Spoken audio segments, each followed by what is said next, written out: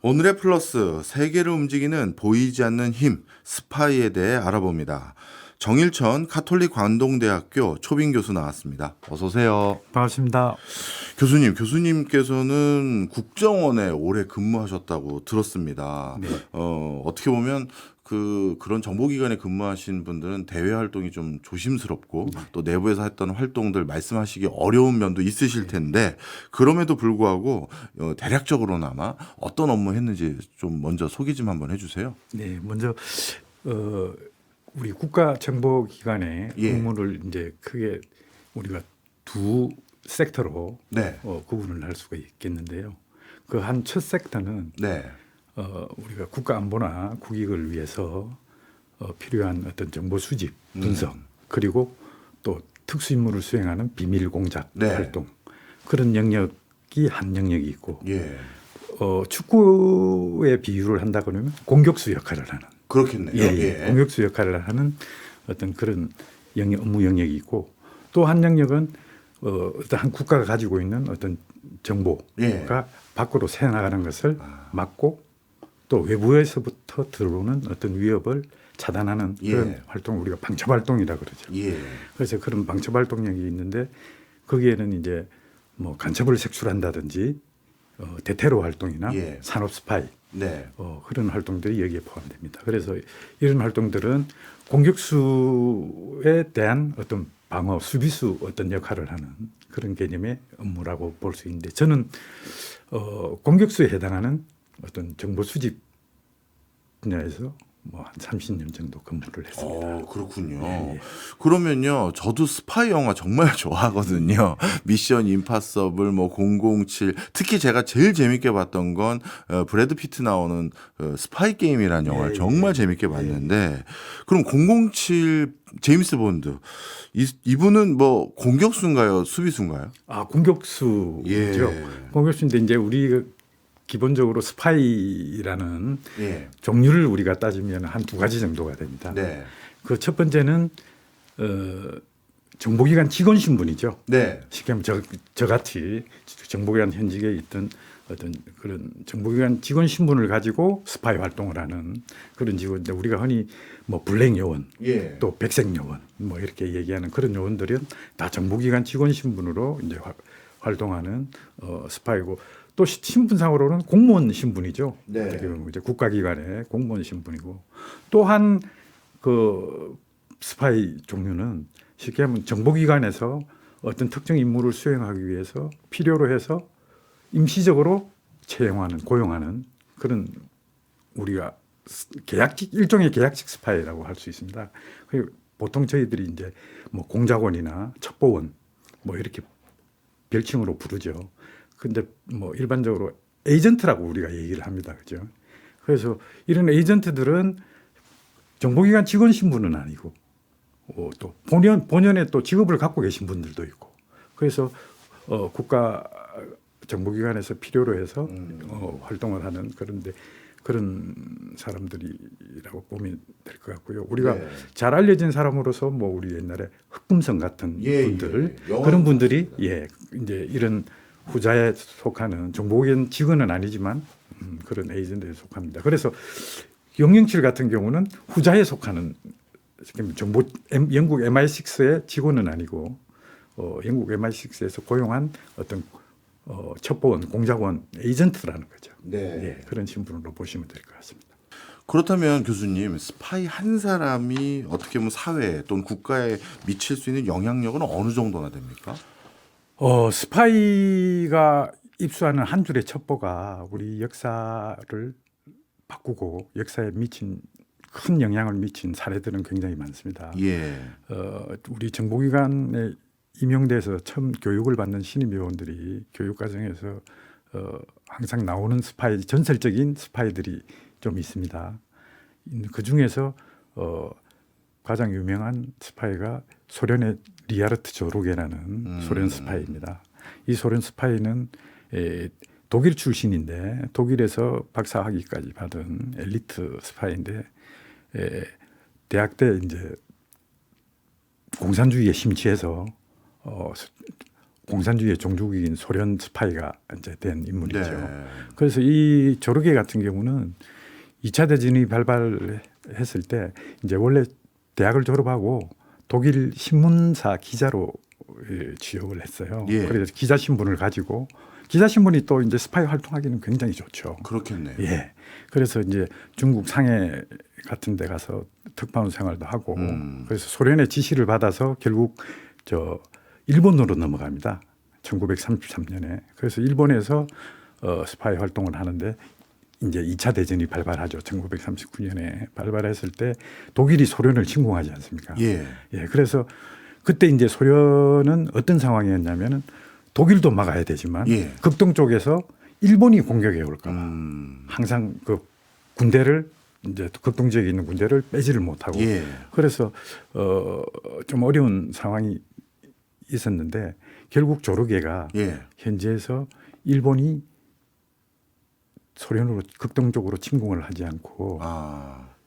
남방으로 내려갈 것이다. 예. 그래서 지금 일본 군인들의 여름용 군복을 제작하고 있다. 아. 그런 결정적인 첩보를 입수를 해서 저 소련에 보고를 합니다. 예. 그래서 소련이 극동 지역에 있는 군대를 유럽에 다시 돌림으로써 결국 전쟁에서 결정적으로 승리할 수 있는 역할을 한 첩보가 했다고 볼 수 있습니다. 그래서 네.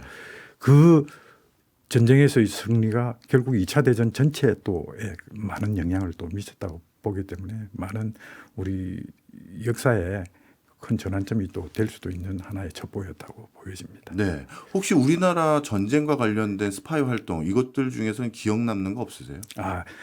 영국에 네. 1930년대 우리 경제 대공황이 세계 경제 공황이 왔지 않습니까? 그래서 이제 그런 어떤 자본주의에 대한 그런 어떤 회의감이 네.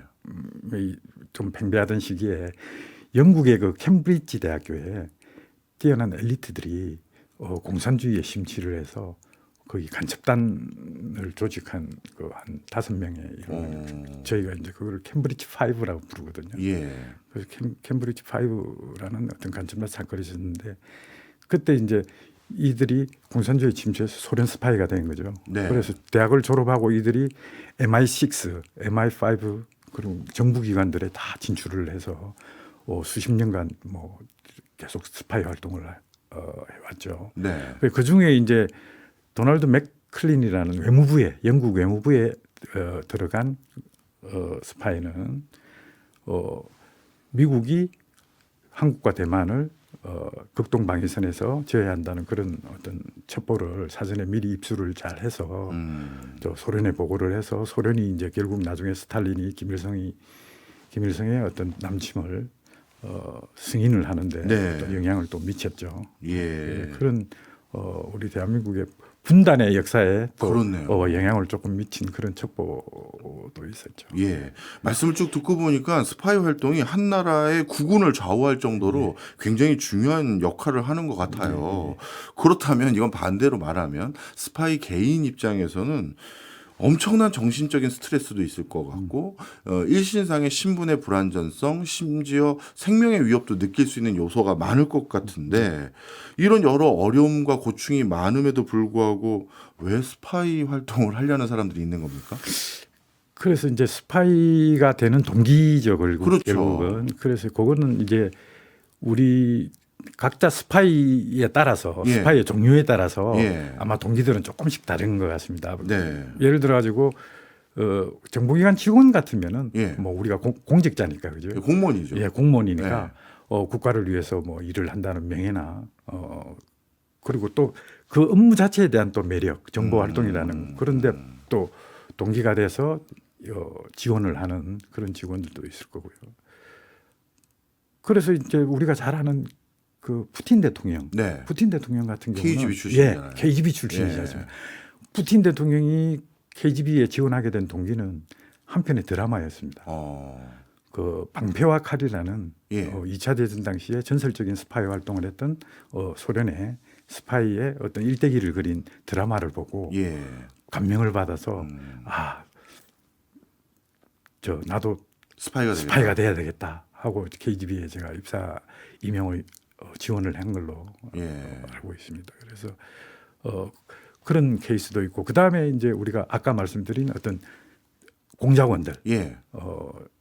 에이전트들 예. 같은 경우는 뭐 자국을 위한 에이전트가 자국 정보기관을 위해서 일하는 그런 에이전트 같은 경우는 애국심이라든지 예.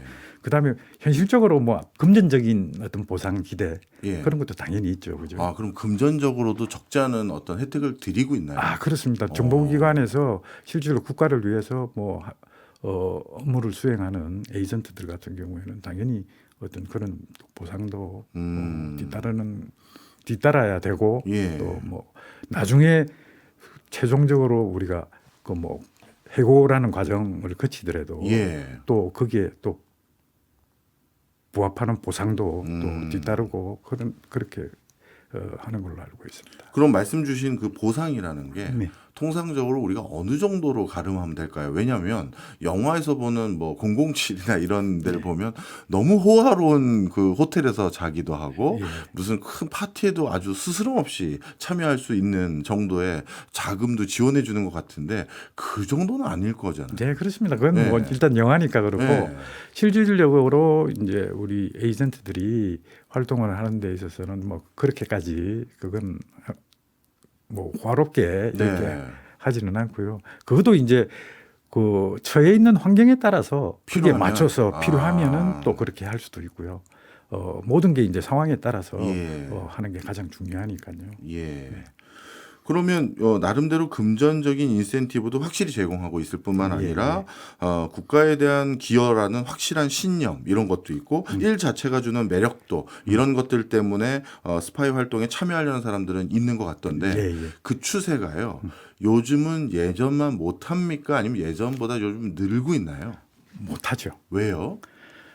왜냐하면은 실질적으로 이전 같은 경우는 뭐 우리 대한민국 같은 경우는 예. 뭐 정보기관이 옛날 뭐 권력기관으로 국가가 필요하면 뭐 강압적으로라도 예. 뭐 좀 도움을 요청을 할 수도 있고 그런 상황이었는데 지금 뭐 그런 시기는 지났죠, 그죠? 지났고 이 일 자체가 사실 에이전트 같은 경우는 사실 어떻게 보면 목숨을 걸어야 되는 상황이 발생할 수도 있지 않습니까, 예. 그죠? 그래서 그런 부분이 있기 때문에 이전에 비해서 뭐 그렇게 적극적으로 자원을 우리가 확보하는 게 그렇게 예전만큼 뭐 그렇게 또 쉽지는 않은 것 같습니다. 그리고 무엇보다도 우리가 에이전트의 조건이 네. 가장 중요한 게 정보 목표에 대한 어떤 접근성입니다. 우리 교수님에 대한 어떤 정보를 수집해야 되면은 교수님 주변 인물이나 아니면 교수님을 조금이라도 아는 뭐 그런 분들이 좋은 에이전트가 될 그렇겠죠. 가능성이 있죠. 예. 그런 어떤 목표 인물들을 좀 찾는 것도 쉽지도 않고 그래서 여튼 여러 가지로 어려움이 있는데 그래도 뭐 또 잘 우리 거기에 맞춰서 또 잘 극복을 해나가고 있습니다. 아, 그렇군요. 어찌 보면 스파이라는 것은 공채를 통해서 일괄적으로 채용하기보다는 필요에 따라서 부합성 높은 사람을 찾아서 리크루팅하는 형태가 더 많다. 이렇게 저희가 이해해도 될까요? 그거는 이제 에이전트죠. 에이전트나. 에이전트는 그렇습니다. 그리고 이제 일반 정식 직원들, 네. 정보기관의 정식 직원들은 이제 일반적으로 우리가 공채를 통해서 정규 절차를 통해서 채용을 하는 것이고요. 예. 에이전트는 이제 아까 말씀드린 대로 그렇게 업무에 우리 특정한 업무에 가장 적합한 사람이 누군지 저희들이 물색을 해서 이제 참여를 시켜야죠. 그걸 우리가 이제 기본적으로 뭐 포섭 활동이라고도 합니다. 리크루팅이라고도 하는데 그래서 뭐 그런데 또 호응을 잘 할 수도 있고 또 그렇게 뭐 호응을 또 안 하면은 또 다른 사람을 또 찾아야 되는 그런 상황도 또 발생하게 됩니다. 네. 스파이 활동을 하다 보면 제일 중요한 게 정보 수집도 중요하지만 가지고 있는 정보에 대한 보안 이것도 굉장히 중요할 것 같은데요. 스파이들은 보안을 위해서 뭐 특별히 하는 방법들이 있습니까? 예, 스파이들의 이제 보안이 여러 가지 종류가 있겠지만은 가장 중요한 게 이제 또 신분 보안이죠. 그죠? 네. 예, 스파이라는 걸 속여야 되니까. 그래서 외부에 이제 해외 나가서 활동을 할 때도 우리가 속이는 그 활동을 가장 활동이라 그럽니다. 커버. 가장 활동이라는데 이 가장 활동은 것만 바꾸는 변장하고는 또 구분이 되죠. 그래서 우리가 내면 실질적으로 내면까지 바꾸는 걸 포함한 이 활동이 가장 활동이다. 예. 그래서 예를 들면은 한 스파이가 내가 골동품 상인으로 위장을 해서 뭐 출장을 간다. 현지에서 활동을 한다. 그러면은 명함만 골동품 뭐 업자 명함을 들고 있다고 골동품 상인이 되는 거 아니냐. 그렇죠. 누구라 전문가와 대화를 하더라도 어느 정도 뭐 전문성이 있어야 되는 조금은 예. 지식을 가지고 그렇죠. 그런 철저한 대비를 하고 가장 활동을 해야 된다는 거죠. 그래야 스파이가 신분을 의심받지 않고 할 수 있다는 겁니다. 네, 뭐 영화에서 보면 약간 그들만 아는 은어 같은 거 예, 있잖아요. 그런 것도 있습니까? 예, 있습니다. 그걸 음어인데요. 일종의 위장 언어죠. 그죠? 예. 그래서 다른 사람이 듣더라도 네. 그 속 내용은 알지 못하도록 위장을 하는데요. 그래서 이제 사전 약정을 하죠. 보통 이제 네. 스파이들 간에.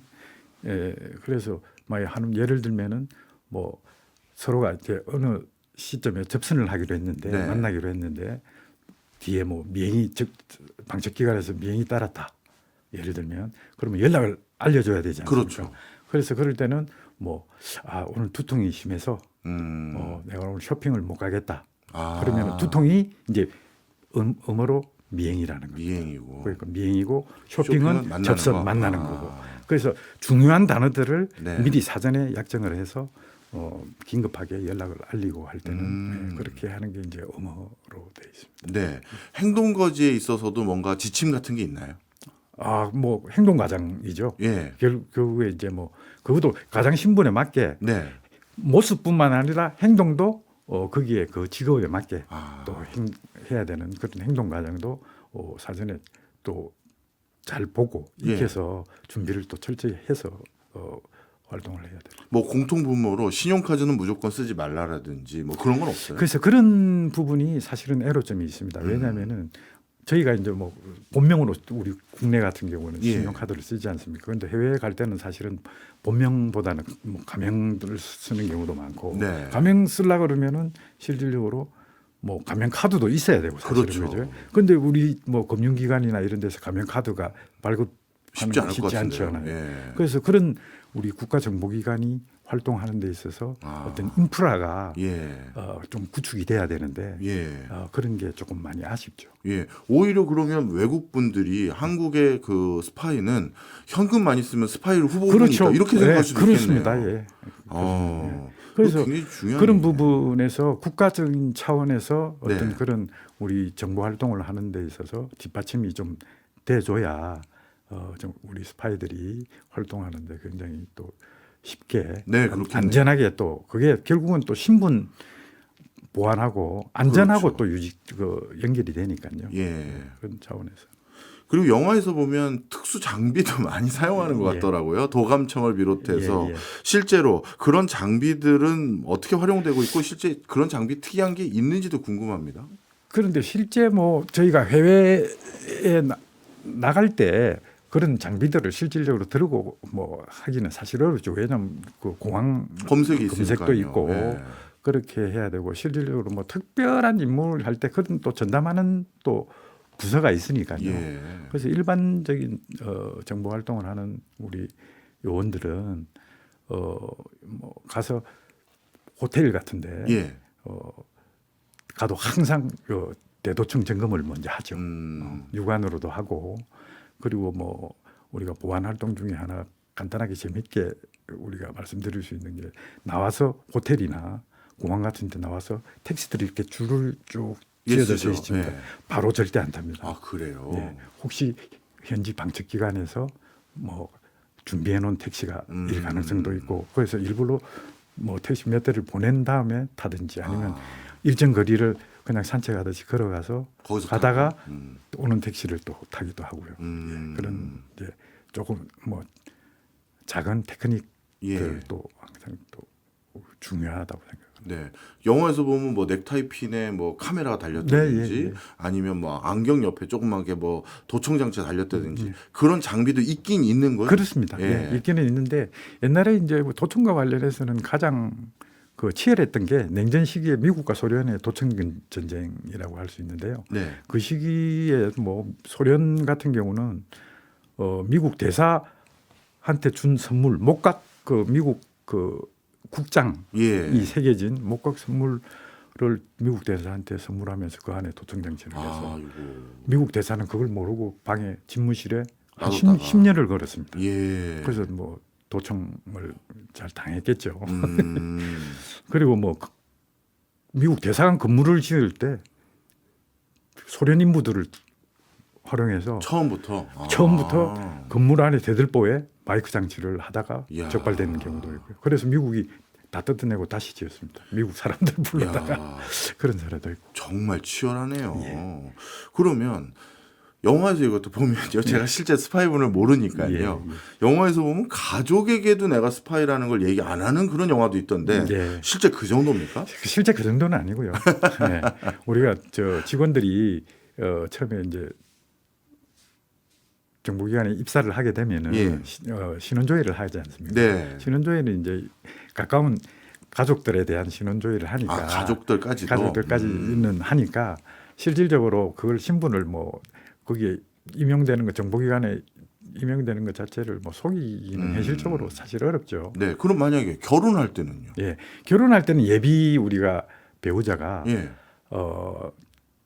있거든요. 예. 그럼 신원조회를 해야 돼요. 아, 배우자는 예, 하는군요. 결혼을 하기 전에 이제 아. 그리고 신원 검증을 사실 통과하면은 이제 결혼을 할 수 있는데 실질적으로 그 과정에서 탈락하는 경우도 가끔씩 있어요? 생깁니다. 왜냐하면 이제 혹시 더더욱 특히 이제 외국 국적자인 경우에 예. 그런 경우들이 가끔씩 생기는데요. 말 그대로 사랑이냐 조직이냐 둘 중에 하나를 또 선택해야 되는 거예요. 아, 그런 애로사항은 예, 있군요. 예, 스파이가 정보 수집을 하는 경로라고 해야 할까요? 방법도 궁금한데요. 저는 사실 이 부분에 대해서는 요즘도 정말 이렇게 해야 되나 의구심이 있는 게 진짜 인공위성으로 이제 다 들여다보는 세상이고 인공위성은 잘 안 보이잖아요라고 하지만 이제 드론 띄워서 계속 볼 수도 있는데 그래도 스파이가 정보 수집을 계속 대면으로 합니까? 예, 합니다. 어. 그 우리가 그 정보 수집하는 스파이들이 정보기관에서 수집하는 루트는 크게 두 가지죠. 우리가 흔히 얘기하는 휴민트. 예, 사람을 스파이를 통해서 인적 네트워크를 통해서 정보를 수집하는 경로고, 테킨트는 이제 과학기술, 예. 위성이나 드론이나 그죠, 전자파 같은 그런 과학기술을 이용해서 정보를 수집하는 루트인데요. 다 일장일단이 있습니다. 네. 휴민트 같은 경우는 사람이 하다 보니까 위험하죠, 그죠? 네. 사람이 다칠 수도 있고, 그 대신 이제 비용이 적게 들고, 그 대신 이제 또 사람이 하다 보니까 허위 정보나 어떤 신뢰성을 또 담보 못하는 경우도 예, 있을 예. 수 있고요. 그래서 또 사람이다 보니까 뭐 멀리 떨어진 곳이나 접근하기 어려운 그런 목표에 대해서는 정보 수집이 불가능하고요. 근데 테킨트 위성 같은 경우는 뭐 돈은 많이 들지만은 사람이 접근할 수 없는 그런 지역까지도 할 수도 있고, 또 문제는 이제 그런 위성이나 그런 부분에 대해서 북한 같은 경우는 네. 미국이 촘촘하게 위성으로 다 자기들 지켜보고 있다는 걸 알고 있기 알죠. 때문에 예.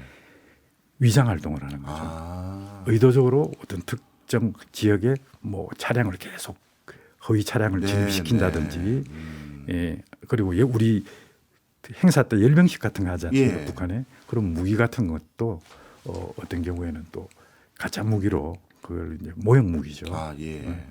그런 것도 또 활용해서 기만 공작을 또 하는 경우도 있고 그렇습니다. 그래서 네.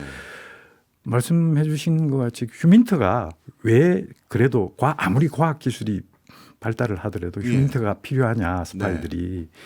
그 저희가 위성으로 김정은이가 뭐 열차를 타고 1호 열차를 타고 지방을 간다. 위성으로 다 잡을 수가 있죠. 네. 그리고 뭐 자강도에 땅굴을 갱도를 파고 있다. 다 잡을 수 있습니다. 그런데 김정은이 머릿속에 김정은이가 해에 대해서 어떤 생각을 가지고 있고 김정은이가 우리 남한에 대해서 어떤 뭐 전략을 구상하고 있고 그런 부분에 대해서는 우리가 사실은 머릿속 의도나 생각은 알지 못하지 않습니까? 그렇겠네요. 그래서 아무리 과학기술이 발달하더라도 스파이 휴민트는 더 강화돼야 된다. 예, 그런 그렇네요. 아무리 과학기술이 발달돼도 그렇습니다. 의도를 알 수 있는 예. 건 없으니까요. 예. 그러면 휴민트는 계속해서 존재할 것 같은데 제가 예, 봐도요. 그러다가 만약에 발각되는 경우도 있을 텐데 보통 어떻게 발각됩니까? 지난 우리 스파이 역사에 이렇게 돌이켜 보면은 예. 가장 스파이들이 발각되는 제1 요인이 예. 이중 스파이입니다. 이중 스파이면 양쪽 다 자기가 스파이 노릇을 하는 거예요? 한쪽 스파이인데 예. 예를 들면 정보기관 직원이 상대국 적국의 정보기관에 포섭돼서 아. 내부 정보를 예, 예. 전달하고 네. 또 자국의 스파이망을 노출시켜서 예. 일망타진되게 만드는 그래서 그래서 그런 사고로 인해서 자국 정보기관 요원들이 뭐 다 일망타진되는 경우도 많죠. 노출돼서 이 이중 스파이가 그럼 빈번히 일어나나요? 많습니다. 그래요. 예, 이전에 미국과 소련 냉전 시기에 서로의 정보기관 안에 자기 스파이들을 심어놓고 예. 뭐 대부분 서방 스파이들 같은 경우는 뭐 돈 때문에 이제 저 소련의 스파이, 미국 예. 스파이 같은 경우는 스파이가 되기도 하고 또 소련의 스파이들은 공산주의에 대한 어떤 회의감 그런 것 때문에 또 서방의 스파이가 되기도 하고 그래서 그런 스파이들 간의 이중 스파이들이죠. 일동하는 거죠. 이중 스파이들로 인해서 상대방에 심어놓은 스파이들이 발각되는 경우가 가장 많습니다. 네. 저도 영화 솔트인가요? 거기 봤더니 예. 이중 스파이가 예, 나오던데 그렇습니다. 그게 그렇게 빈번한 일이었군요. 그러면 혹여나 우리나라 정보기관에도 다른 나라에서 심어두려고 시도들을 많이 할 수도 있겠네요. 얼마든지 가능한 일이죠. 예. 야, 이거 굉장히 중요한 얘기네요. 또 우리의 대민 휴민트 역량 이거는 좀 어떤 수준인가요? 저희가 북한하고 이제 우리 남한의 어떤 정보 환경이 예. 사실은 어떤 저는 기울어진 운동장이라고 생각합니다. 예. 왜냐하면 북한 같은 경우는 정보 활동하기가 굉장히 수월하죠. 인터넷만 열어도 보면 남한에 관련된 정보들이 넘쳐나지 않습니까? 그렇네요. 그죠? 예. 그리고 뭐 중국 조선적으로 위장을 네. 해서 들어올 수도 있고. 얼마든지 들어올 수도 있고. 근데 이제 저희 같은 경우는 1980년대까지는 예. 북한의 접근 자체가 안 됐지 않습니까? 예. 뭐 우리 외교관들이 바깥에 주재국의 뭐 어떤 외교 행사 때 북한 공관원들 잠시 만나는 그런 정도의 외에는 사실 뭐 북한의 접근 자체가 어려웠으니까 예. 그나마 유일하게 접근할 수 있었던 게 그 당시에는 일본 조총련을 통해서 간접적으로 우회적으로 이제 접근하는 정도였습니다. 그래서 대북 정보에 대한 휴민트 정보에 대한 갈증이 되게 많았던 시기죠. 네. 이제 그 전환점이 된 게 92년도에 네. 우리가 한중 수교였습니다. 중국 문이 열리면서 예. 북한에 대한 접근성이 완전히 달라진 거죠. 어찌 보면 이제 중국인인 것처럼 위장해서 스파이를 보낼 수 있는 경로가 생겼다 이렇게 봐도 되나요? 중국에서 뭐 북한 사람을 접근할 수도 있고, 그렇게 해서 예. 또 중국 사람 북한에 접근은 왔다 갔다 하는 뭐 무역하는 사람들이든 아니 그런 사람 중국 사람도 또 활용할 수도 있고, 네. 예. 또 우리 한국 사람이 중국하고 무역하는 사람 중에 또 현지에서 뭐 북한하고 또 이렇게 연계돼서 같이 사업을 하는 사람들도 생길 수도 있고. 예. 그래서 어떻든 뭐 대북 휴민트 정보의 어떤 대통로가 열렸다고 우리가 저희는 보고 그게 맞춰서 이제 그걸 했는데 그 당시에 저희도 이제 초기에는 시행착오를 좀 많이 겪었습니다. 예. 왜냐하면은 워낙 대북 정보에 목이 말라 있던 상태에서 그리고 뭐 경험이나 정보도 부족했고 예. 그러다 보니까 가짜 정보, 허위 정보, 또 정보가 돈이 된다고 이제 알게 된 이제 뭐 업자들이 무역업자들이나 그런 사람들이 가짜 문건까지 만들어서 이제 막 팔고 그런 상황에서 저희들 이제 나름대로 단련이 돼서 그런 과정을 좀 많이 시행착오를 겪으면서 지금은 우리 대북 휴민트 역량이 이전의 수준이 뭐 동네 자파점 수준이면 예. 지금은 거의 뭐 백화점 수준 정도로 퀄리티나 모든 측면에서 상당히 개선돼서 좋아진 걸로 알고 있습니다. 네. 사실 휴민트 활동을 원활하게 하기 위해서는 우리 데킨트 정보도 굉장히 중요할 예, 텐데 어떻게 보면 북한과 관련된 데킨트 정보는 우리보다는 미국이 훨씬 많이 가지고 그렇습니다. 있지 않겠습니까? 예, 예. 한국하고는 정보 공유는 잘 해주나요? 근데 사실 정보 교류라는 게 예. 기브 앤 테이크가 원칙인데요. 그렇겠죠. 그렇죠. 예. 미국이 아무래도 이제 테킨트 정보가 저희보다 하지만 저희는 이제 또 북한과 관련해서는 대북 정보 분야에서는 또 휴민트가 저희가 또 미국보다는 예. 우위에 있으니까 그걸 지렛대로 또 잘 활용해서 해야 되는데 또 미국도 뭐 자국이 갖고 있는 모든 정보를 또 저희한테 주진 않을 그렇겠죠. 것이고요. 예. 그래서 최대한 저희도 뭐 그런 잘 활용해서 정보를 또 이렇게 교류를 네. 해야 될 것 같습니다. 네. 사실 그 대북 관련한 뉴스들을 볼 때가 우리가 꽤 있는데 네. 그 뉴스에 대해서 해석을 해주시는 전문가분들이나 아니면 뉴스에 대해서 나름대로 우리가 추정을 하는 여러 가지 그 보도 내용들이 있지 않습니까? 네. 실제 정보기관에 종사하시는 분들이 보셨을 때요, 그 뉴스의 그 정확도라고 해야 될까요? 어느 정도인가요? 그거는 저도 개인적으로 사실 판단하기가 조금 어려운데 예. 뭐 정확하게 프로테이지로 뭐 이렇게 말할 수 예, 있을 예. 것 같지는 않고요. 저희 정보기관에서 공식적으로 입장을 낼 수도 없고 그렇겠죠. 그러죠. 예. 그럴 수도 없고 한데 저는 개인적으로는 예. 상당 부분 정확하지 않은 정보들이 또 상당히 또 그것도 포함되어 있다. 예. 많이 포함되어 있다고 저는. 네.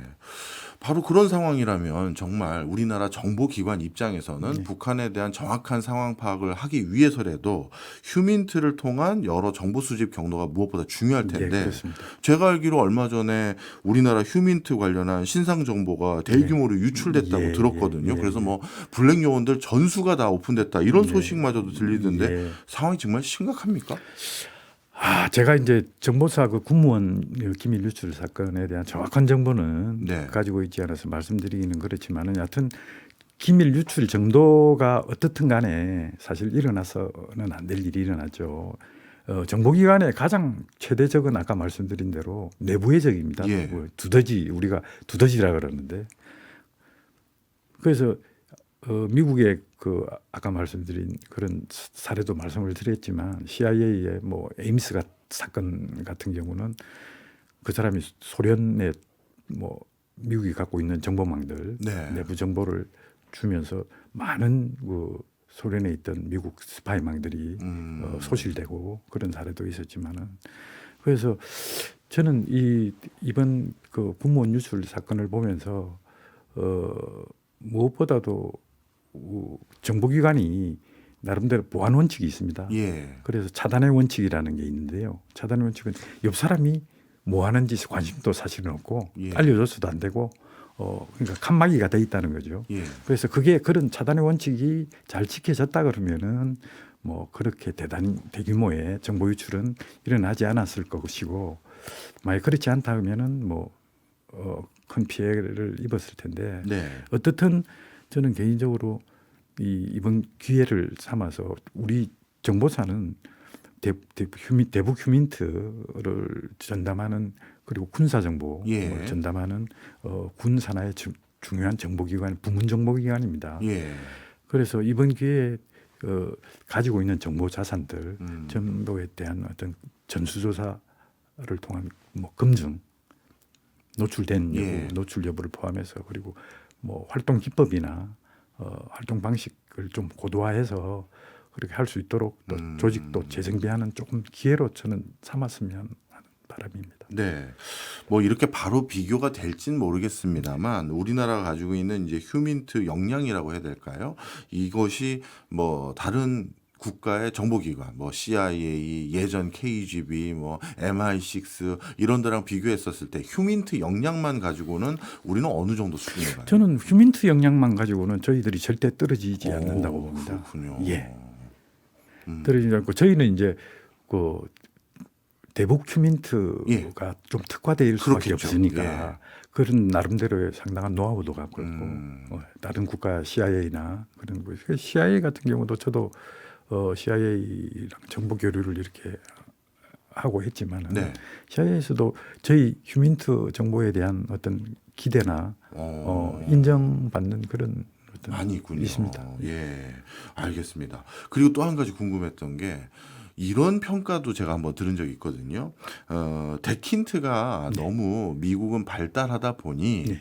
CIA 요원들이 이 너무 이제 인공위성이라든가 기기 의존도가 높아지다 보니 예. 휴민트적인 어떤 역량은 자꾸 떨어져 가고 반대로 소련의 예전 소련이겠죠. KGB 산하의 그 후손들이라고 할 수 있는 그 후속 기관에 해당되는 종사하는 분들은 미국만큼 데킨트가 이렇게 발달하지 않다 보니 전통적인 휴민트 역량은 계속 유지되고 있다. 이런 평가도 있던데 그건 맞나요? 저는 어느 정도 동의를 하고 싶은데요. 예. 그럴 수밖에 없는 게 미국 같은 경우 미국의 가장 큰 장점은 부문정보기관이 그 말씀하신 그런 데킨트 능력입니다. 네. 뭐 국가안보국이나 국가정찰국, 그다음 국가지리정보국 같은 막강한 그 하늘에서 다 다 들여다. 들여다보는 그런 막강한 그 부문정보기관들을 예. 가지고 있거든요. 정보력이 결국 휴민트 CIA가 갖고 있는 휴민트 역량과 뭐 이렇게 시너지 효과를 내면서 이제 나오는데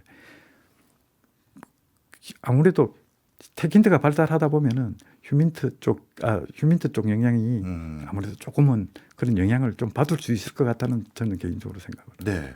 앞서 잠시 뭐 CIA하고도 일을 해봤다고 얘기를 해주셨는데 해외 그 스파이들도 궁금합니다. CIA라든가 영국의 뭐 MI6라든가 예. 거기는 주로 어떤 특성이 있나요?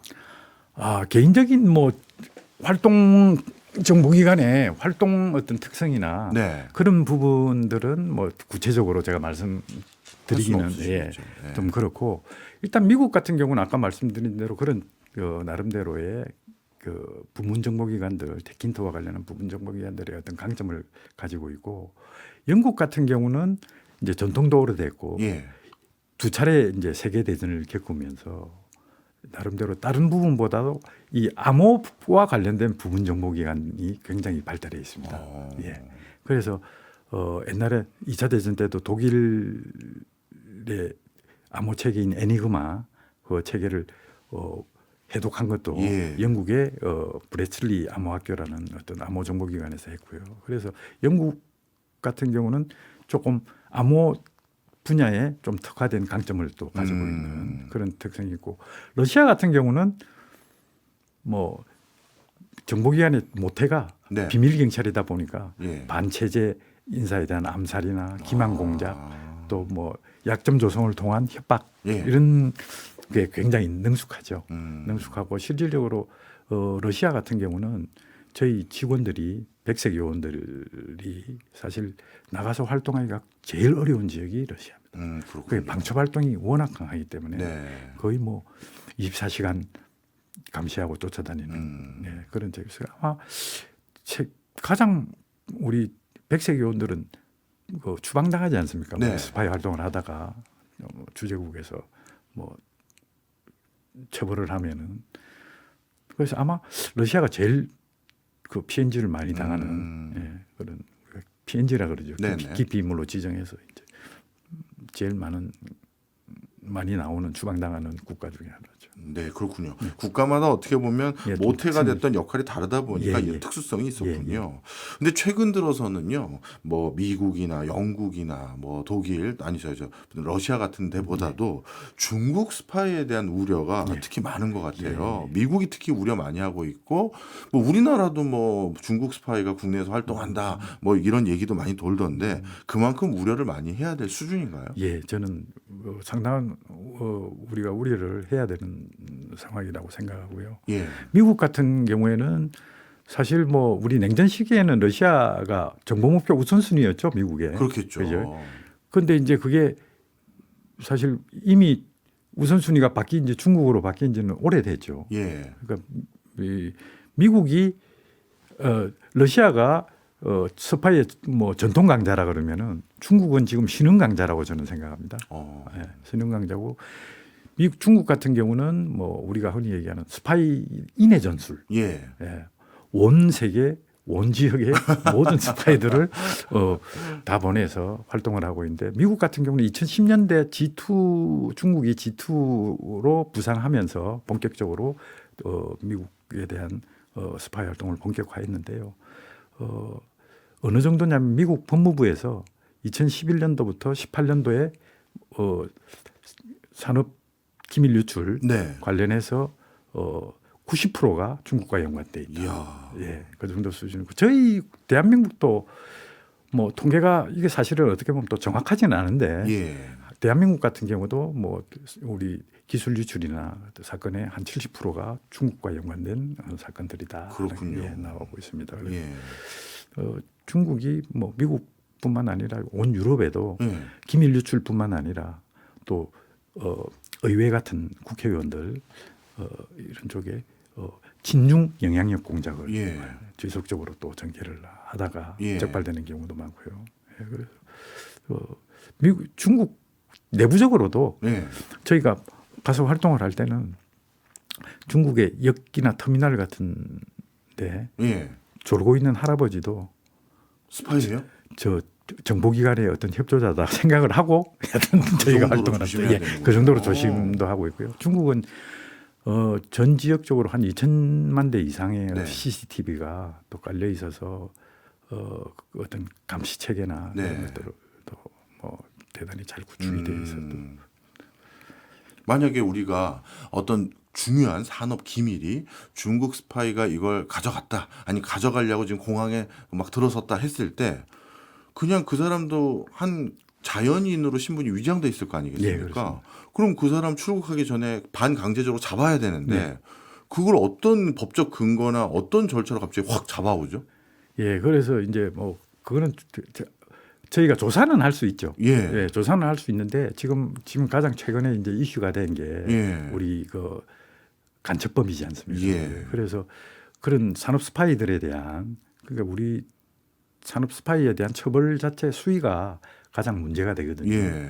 그래서 너무 낮으니까 처벌 수위가 그래서 이런 게 산업 스파이를 보는 관점을 사실은 경제 간첩이거든요. 네. 그렇지 않습니까? 그래서 좀 우리가 더 엄중하게 산업 스파이에 대한 인식을 갖고 지금 논의되고 있는 어떤 그런 우리 형법 개정, 네. 지금 적국으로 돼 있는 예.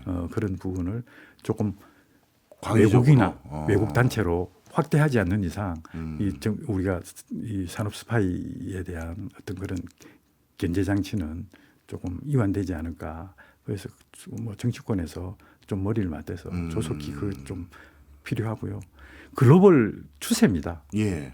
중국은 벌써 2003년도에 예. 2023년도에 재작년에 자기들 그 반간첩법을 빼서 간첩에 대한 활동 범위를 엄청 확대해 버렸습니다. 그렇군요. 코에 걸면 코걸이, 예. 귀에 걸면 귀걸이 식으로 얼마든지 했고 영국도 2023년도에 그 적국에 대한 예. 그런 스파이에 대한 활동 개념을 좀 확대하는 그런 글로벌 추세에 있기 때문에 네. 저희도 그런 추세에 같이 따라서 이번 그 논의가 되고 있으니까 네. 조속히 좀 매듭이 지어졌으면 하는 바람입니다. 네. 뭐 이런 통계가 있는지 모르겠습니다만 혹시 체감상으로라도 말씀 주시면 좋을 것 같은데 우리나라 지금 상황에서 외국 스파이들 중에 가장 우려해야 될 대상이 북한 쪽의 스파이나 이런 게 더 우려되고 숫자가 많은지 아니면 중국과 관련돼서 산업 스파이라든가 이런 게 훨씬 더 우려되고 숫자가 많은지 혹시 단순 비교가 될까요? 그건 단순 비교하기는 좀 그렇고요. 예.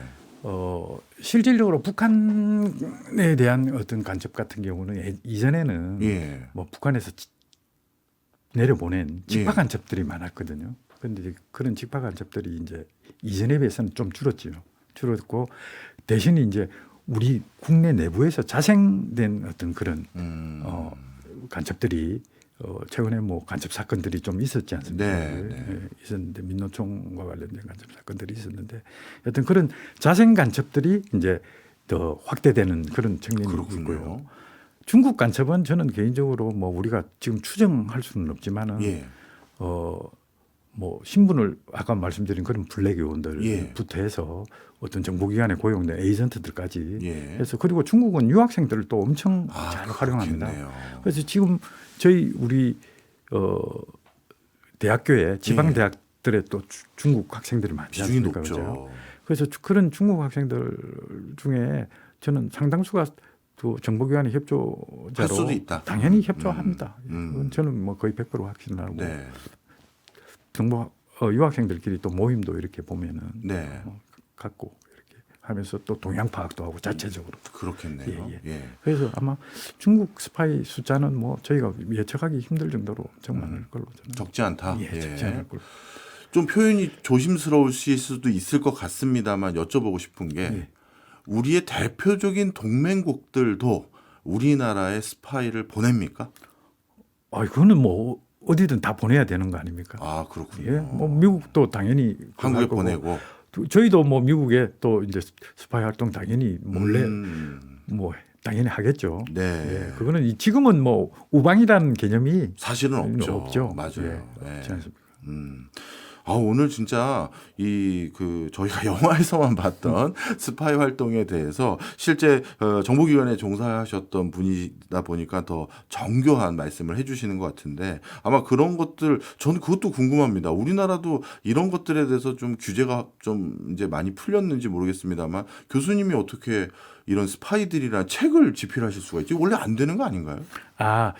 제가 이제 현직에서 물러나고 예. 이제 대학에서 강의를 하다가 예. 우리 지금 예비 경찰 학생들 이제 대상으로 수업을 하면서 정보학을 이제 가르치다 보니까 네. 이게 우리 정보학 교재라는 거는 조금 교재는 좀 딱딱하고 그렇지 않습니까? 예. 그래서 일반인들도 우리 정보기관에 대해서 좀 이해도를 높이고 옛날에 이런 스파이들 사건도 있었구나. 네. 예, 그래서 전반적인 어떤 좀 속에서 예.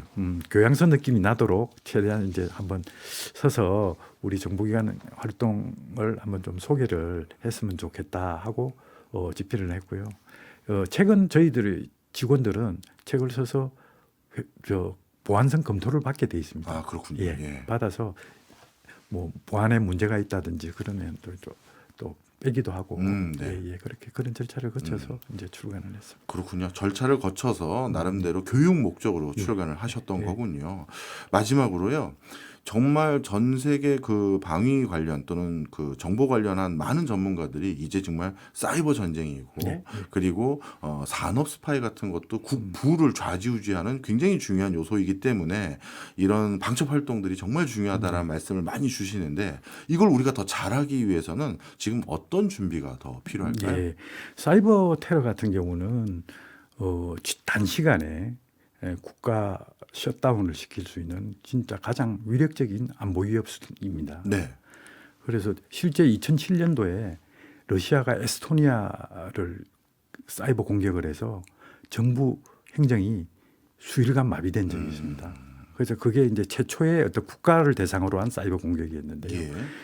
우리나라도 지금 2000년대 이후로 북한에서 우리나라 금융기관이나 방송국 그다음에 정부기관들에 대한 지속적인 사이버 테러를 하고 있거든요. 예. 그래서 사이버 분야에서는 그럼에도 불구하고 사실 2006년도에 우리가 사이버와 관련한 기본법을 발의를 했었습니다. 예. 했는데 그게 이제 지금 건 한 20년이 지금 흘렀는데요. 정치권에서 이 사이버 사찰이나 그런 우려들 때문에 정보기관에 우려 때문에 지금 아직 합의를 못 보고 진짜 필요한 어떤 기본법이 제정이 지금 좀 늦춰지고 있는데 이것도 빨리 제도적으로 정비가 돼야 될 것 같고 산업 스파이도 아까 말씀드린 그런 어떤 우리 산업 스파이에 대한 처벌, 간첩죄로 처벌할 수 있는 그런 걸 빨리 우리가 해서 저는 개인적으로 이게 국가적인 어떤 자존심 문제가 아닌가.